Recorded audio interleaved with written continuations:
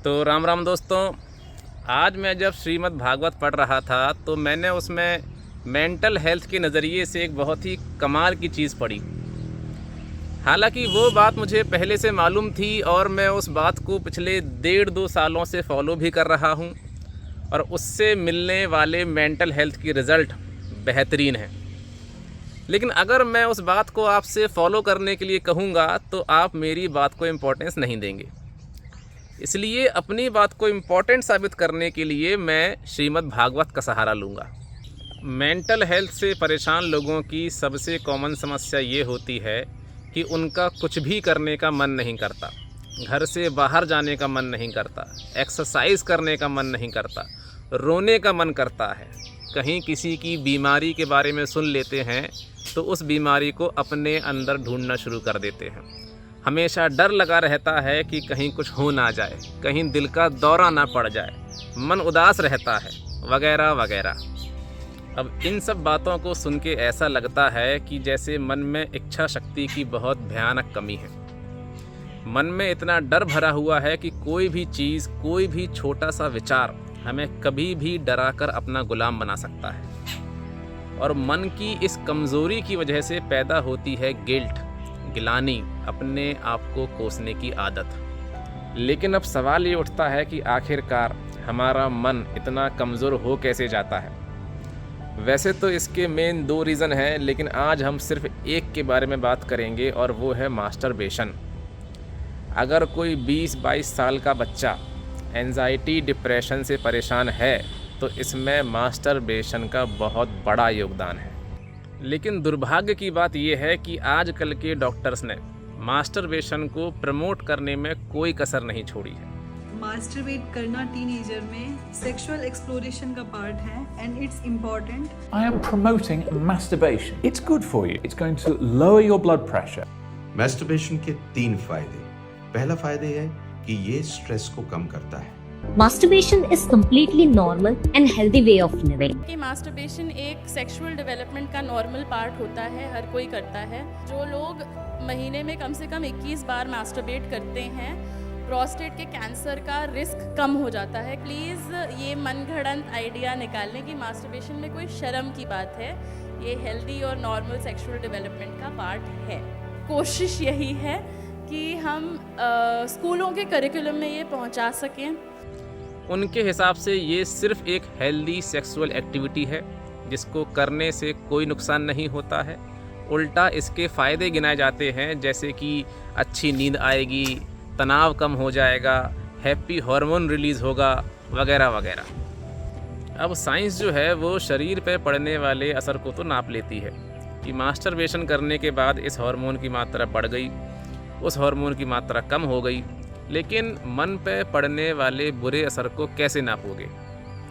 मन तो कहीं दिखाई नहीं देता, लेकिन साइंस वाले दिमाग को ही मन मानते हैं। साइंस वाले दिमाग में हार्मोन की स्टडी करके सोचते हैं कि मन की स्टडी कर रहे हैं, दिमाग का एक्सरे करके सोचते हैं कि मन का एक्सरे कर रहे हैं। लेकिन वो ये भूल जाते हैं कि दिमाग और मन दोनों अलग अलग बातें हैं। अब उस 13-14 साल के लड़के के मन पर पड़ने वाले उस बुरे असर को कौन सा डॉक्टर नापेगा?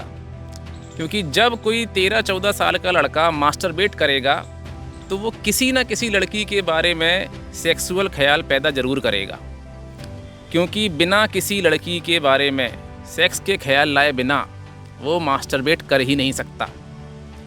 और जिस लड़की के बारे में वो सेक्सुअल ख्याल पैदा कर रहा है, हो सकता है कि वो लड़की उसकी कोई स्कूलमेट हो, उसकी कोई क्लासमेट हो, या हो सकता है उसकी कोई फ्रेंड हो। अब इस मानसिक गंदगी को कौन नापेगा कि वो अपने ही स्कूल की लड़की के बारे में, अपनी ही क्लास की लड़की के बारे में उसे रोज़ अपने ख्यालों में नंगा करता है, उसके कपड़े उतारता है और उसके बारे में सेक्स की कल्पनाएं करता है। इस मानसिक गंदगी को नापने के लिए कौन सा डॉक्टर आगे आएगा? कोई नहीं आएगा। बल्कि इन बीमारू मानसिक कल्पनाओं को इंग्लिश में एक बहुत ही बढ़िया सा नाम दिया गया है, सेक्सुअल फैंटेसीज़, जिससे इन बीमारू मानसिक कल्पनाओं को जस्टिफाई किया जा सके। अब जैसे डॉक्टर लोग तो बोल देते हैं कि masturbation is a healthy sexual habit, तो वो ये सोचते हैं कि ये चीज़ अकेली सिंगल फॉर्म में एग्जिस्ट करेगी, लेकिन ऐसा नहीं होता है। ये चीज़ अकेले एग्जिस्ट नहीं करती है, संग में इसके फ्री में मिलता है पॉर्न का एडिक्शन।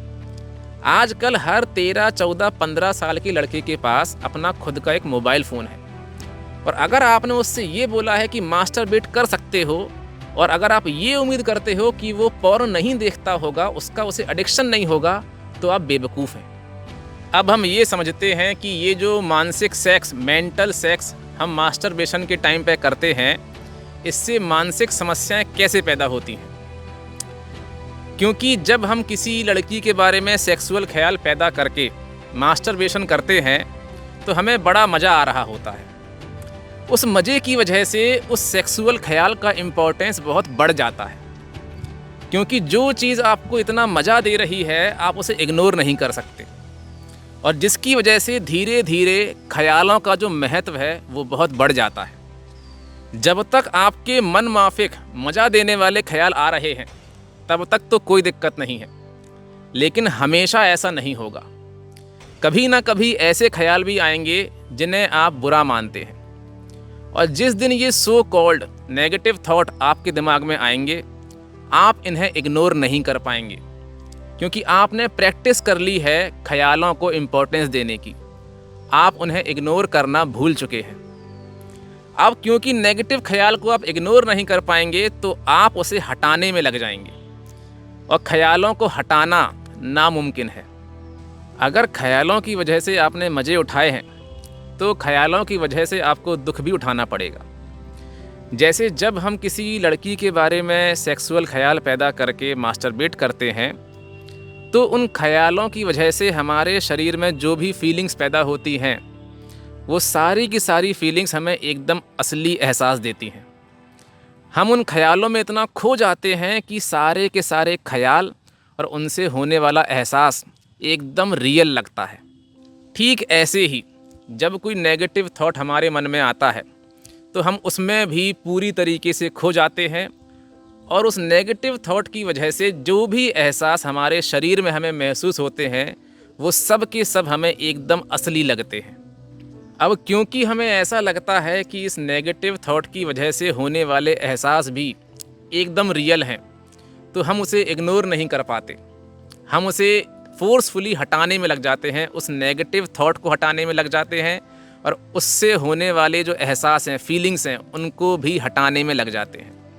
बस वहीं गड़बड़ शुरू हो जाती है। जितना ज़्यादा आप किसी भी थॉट को या उससे होने वाले एहसास को हटाने की कोशिश करेंगे वो उतना ज़्यादा बार बार लौट के आएगा। हमें मन के काम करने के तरीके को समझना होगा।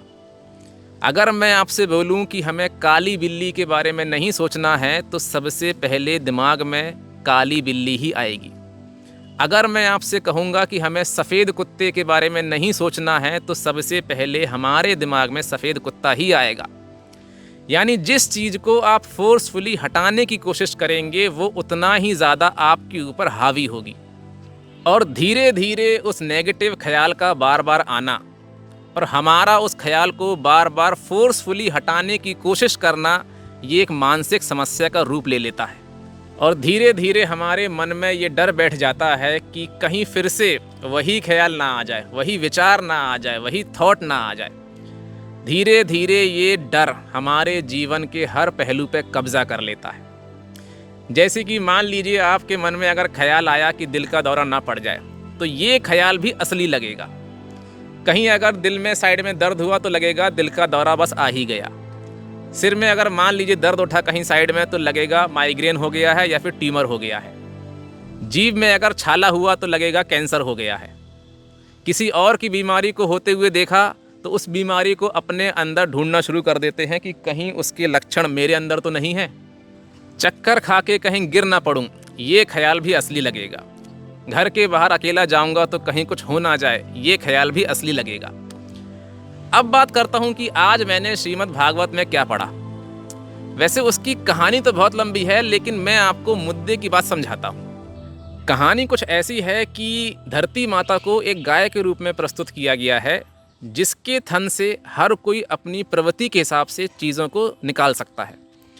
जैसे कि जो सांप थे उन्होंने उसी गाय के थन से विष को प्राप्त किया, जो राक्षस थे उनने उसी गाय के थन से मदिरा को प्राप्त किया, और देवताओं ने इंद्र को बछड़े के रूप में कल्पना कर स्वर्ण में पात्र में अमृत, वीर ब्रैकेट में मनोबल, ओज ब्रैकेट में इंद्रिय बल और शारीरिक बल रूप दूध दुहा। और गौर से देखने वाली बात यह है कि वीर, जिसे हम इंग्लिश में स्पर्म कहते हैं, उसके बगल में ब्रैकेट में लिखा हुआ है मनोबल। यानी कि वीर और मनोबल एक ही बात है, और वीर के नाश का मतलब है मनोबल का नाश। और दूसरी गौर करने वाली बात यह है कि वीर से पहले लिखा हुआ है अमृत, उसके बाद लिखा है फिर वीर, उसके बाद लिखा है भैया इंद्रिय बल, उसके बाद लिखा है शारीरिक बल। यानी गौर करने वाली बात यह है कि अमृत और वीर और ये बाकी चीज़ें एक ही कैटेगरी में रखी गई हैं। इससे आप समझ सकते हैं कि वीर का इम्पोर्टेंस कितना ज़्यादा है। इसे आप ऐसे ही बर्बाद बिल्कुल भी नहीं कर सकते। फिर इस सब को पढ़ने के बाद मेरी जिज्ञासा और जागी, तो मैंने इसको सर्च किया। तो गूगल पे सर्च करने पे सबसे पहले एआई का जो आंसर आया वो अपने आप में सारे के सारे कंसेप्ट क्लियर करने के लिए काफ़ी है। जब मैंने गूगल पे सर्च किया कि वीर मीनिंग इन हिंदू रिलीजन, तो जो उसका आंसर निकल के आया वो कुछ इस तरह था। हिंदू धर्म में वीर के कई अर्थ हैं, जिनमें शक्ति, पौरुष और पराक्रम मुख्य हैं। शक्ति, पौरुष और पराक्रम, ये तीनों के तीनों शब्द कहीं ना कहीं वीरता और निडरता से जुड़े हुए हैं। यानी कि जो पुरुष अपने अंदर अपने वीर को रोक के रखेगा वो वीर होगा, वो निडर होगा। और जो पुरुष यूं ही अपने वीर को बर्बाद करता रहेगा वो ठीक इसका उल्टा होगा, यानी कि वो डरपोक होगा। उसे हर बात में किसी न किसी चीज़ का डर लगा रहेगा। और आगे बौद्ध धर्म में इसी शब्द को और भी अर्थों में इस्तेमाल किया गया है, जैसे कि ऊर्जा, परिश्रम, उत्साह या प्रयास। अब इसमें एक शब्द इस्तेमाल किया गया है, वो है उत्साह, यानी कि एक्साइटमेंट। यानी कि जो मनुष्य अपने वीर को बचा के रखेगा उसके अंदर एक्साइटमेंट होगा, और जो मनुष्य अपने वीर का नाश कर देगा उसके अंदर एक्साइटमेंट नहीं होगा। और लाइफ में एक्साइटमेंट का ना होना ही डिप्रेशन है। अब इस बात को आप अपने साथ भी महसूस कर सकते हैं। मास्टरबेट करने के बाद किसी को भी हाईली एनर्जेटिक फील नहीं होता है, सभी को सुस्त महसूस होता है। और जब रोज़ रोज़ आप इस चीज़ को महसूस करते हैं, इस सुस्ती को महसूस करते हैं, तो कुछ समय के बाद ये सुस्ती जो है, ये उदासी जो है, ये परमानेंट हो जाती है और आगे चल के ये डिप्रेशन का रूप ले लेती है। और वहीं जब इस सवाल को मैंने चैट जीपीटी से पूछा कि वीर नाश का हिंदू धर्म के हिसाब से क्या नतीजा होता है, तो आंसर एकदम सटीक था। चरक संहिता के हिसाब से वीर नाश का नतीजा होता है लैक ऑफ मेंटल क्लैरिटी, और लैक ऑफ मेंटल क्लैरिटी का मतलब होता है मेंटल हेल्थ इशू। इसको अगर मैं एक्सप्लेन करूं हिंदी में, लैक ऑफ मेंटल क्लैरिटी का मतलब है हर चीज़ में कन्फ्यूज़न होना, हर चीज़ में डाउट होना। जैसे मान लीजिए अगर मेरी चेस्ट में हल्का सा भी साइड में पेन हुआ तो सबसे पहले मेरे अंदर एक नेगेटिव फीलिंग आएगी कि कहीं मुझे कोई दिल का दौरा तो नहीं पड़ने वाला। अगर मैंने किसी को बीमारी में देख लिया, कोई वीडियो देख लिया बीमारी का, तो सबसे पहले मैं ये चेक करूँगा कि कहीं इसके सिम्टम्स मेरे शरीर के अंदर तो नहीं हैं। कहीं अगर सर में हल्का सा दर्द हुआ तो सबसे पहले ये शक जाएगा कि कहीं कोई ट्यूमर, कहीं कोई माइग्रेन तो नहीं हो गया। आगे चरक संहिता के हिसाब से वीर नाश करने वाले के अंदर सुस्ती बनी रहती है, थकान बनी रहती है, कंसंट्रेशन वीक हो चुका होता है, कुल मिला के किसी भी काम में उसका मन नहीं लगता। और आगे आंसर मिलता है कि mind become restless and more prone to lustful और नेगेटिव थॉट्स। मतलब मन बेचैन रहेगा और नेगेटिव थॉट ज़्यादा आएंगे, और इसी को कहते हैं मेंटल हेल्थ प्रॉब्लम, बेचैनी, नेगेटिव थॉट की समस्या। और आयुर्वेद के हिसाब से वीर नाश का नतीजा होता है एंजाइटी, यानी कि डर और घबराहट, इरिटेशन यानी कि फ्रस्ट्रेशन, बेचैनी, गिल्ट करना, अपने आप को कोसना, जैसे कि मैं कभी ठीक नहीं हो पाऊँगा, ऐसा मेरे साथ ही क्यों हो रहा है, बाकी सारे लोग दुनिया में परफेक्ट हैं, पता नहीं मैं ठीक हो पाऊँगा कि नहीं हो पाऊँगा, वगैरह वगैरह। और आखिरी में आता है इमोशनल इनस्टेबिलिटी। जैसे कि कई लोग होते हैं उन्हें अकेले में खाली बैठ के रोना अच्छा लगता है, या कुल मिला के उन्हें बार बार हर छोटी सी बात पे रोना आ जाता है। तो ये सब वीर नाश का नतीजा होता है। इसलिए अगर किसी को भी मेंटल हेल्थ की कोई भी समस्या है, एंजाइटी है, डिप्रेशन है, कुछ भी है, तो सबसे पहला काम जो उसे करना होगा वो है ब्रह्मचर्य का पालन। क्योंकि भगवत गीता में भगवान श्री कृष्ण ने कहा है कि ब्रह्मचर्य हमें मेंटल स्टेबिलिटी देता है, डिसिप्लिन देता है, इमोशनल कामनेस देता है। यानी कि लोकल भाषा में अगर कहा जाए तो कुल मिला के ब्रह्मचर्य हमें एंजाइटी और डिप्रेशन से मुक्ति देता है।